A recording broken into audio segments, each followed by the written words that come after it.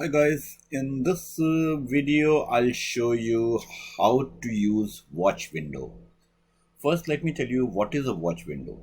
Suppose you have got a big spreadsheet with uh, too many numbers of columns and thousands or hundreds of rows, and you are trying to do some manipulation in data to see the results.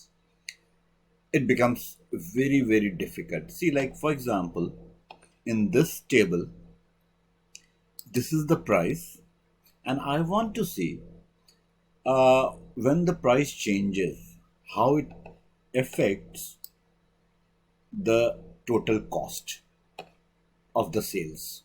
So this is the sales amount and this is price.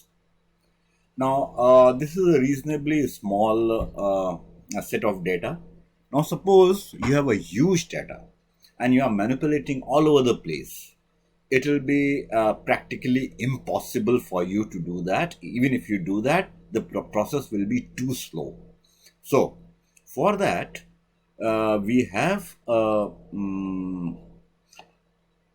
concept watch windows, which you can create multiple watch windows, and whenever you are making some changes, you can see the results immediately.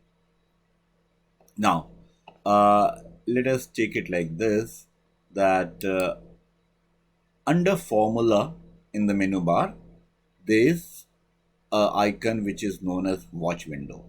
Now what we will select is the result that we want to see, and we want to see the change in sales. Now we'll select that cell and say watch window. This kind of a form will pop up, and we'll click on add watch. It is just asking the cell cell name, which I'll say it is correct. And now you see, if I slightly make it bigger, this is the writing the formula, what the cell has, what is the present value of that, and other details. Now if I go to this side, see, when I scroll the horizontal scroll bar, this stays where it is. Now right now the value of the sales cell is $48, and it is $48 when the price is $6. Now if I change $6 to $8, it has become $64.